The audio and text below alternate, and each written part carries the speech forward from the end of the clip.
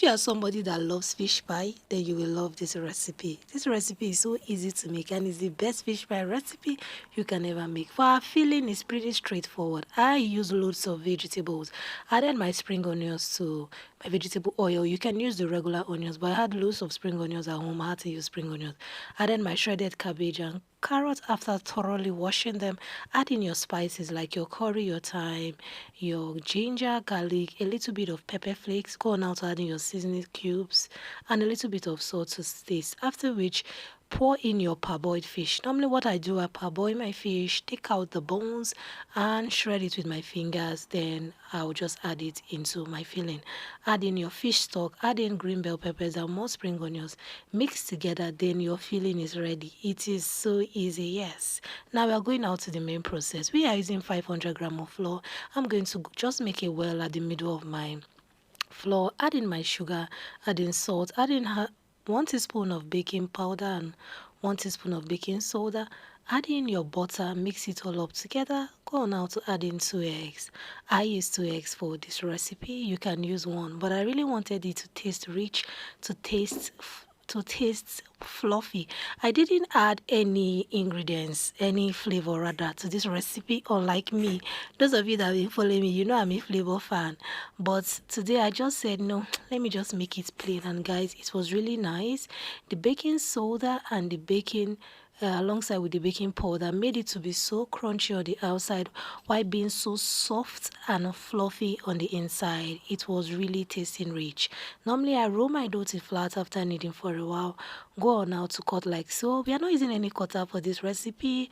What I wanted to do was just to make a unique kind of fish pie whereby it doesn't look like the regular meat pie. It's a different kind of fish pie or empanada. So even if you do not have a cutter, don't worry, just cut it like this. Even if your squares are not even, it's fine. After which I'm going to separate my squares, set them aside. They may not be exactly the same size, but they should look similar in size. After which we're going to just separate them, place them aside and add in our filling. This fish pie is so easy to make and it shouldn't take you more than 20 minutes to make or even less. Now I'm just going to go further to roll my squares because of how they were just shrinking back. It is expected because we did not add too much butter to this recipe. Being that we are frying it, you wouldn't want to add too much butter to your fish pie recipe. If not, it's going to come out dripping with oil. I'm going to go now to add in my filling at the center of my dough, generous amounts. You wouldn't want to add too much because this is a slim square dough. If it is too much, it will just be popping at the side of your dough. I brush my dough with either water or egg. This will help it seal properly, and when you're frying your fish pie, they're not just going to pop open in the oil. There are some persons that their pie pop open in the oil and all the filling will just spill into the oil. We don't want that. So you must make sure you brush the edges of your dough with either your egg wash or even regular water is fine. Seal properly with your fingers, then go further to seal with your fork. I'm going to do that all the way through until I have exhausted my dough. If this is your first time of stopping by Debbie's Kitchen, you're so welcome. If you've been here before, good to have you here once again.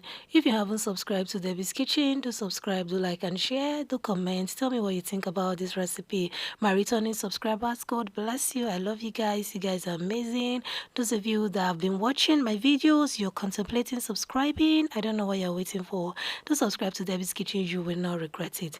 Now, we had about 12 pieces from this recipe. We are going to go on now to fry. You do not waste time. Immediately after cutting, start frying. You don't want your dough to start proofing.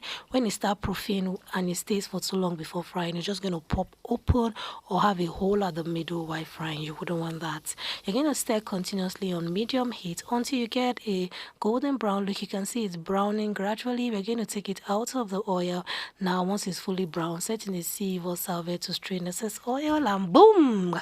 This is what we got at the end of the day, guys. Can you see this fish pie?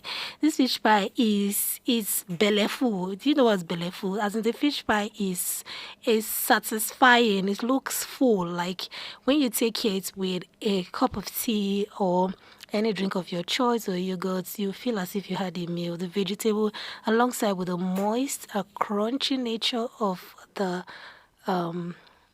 crust is so amazing. Thank you so much for stopping by Debbie's Kitchen. God bless you.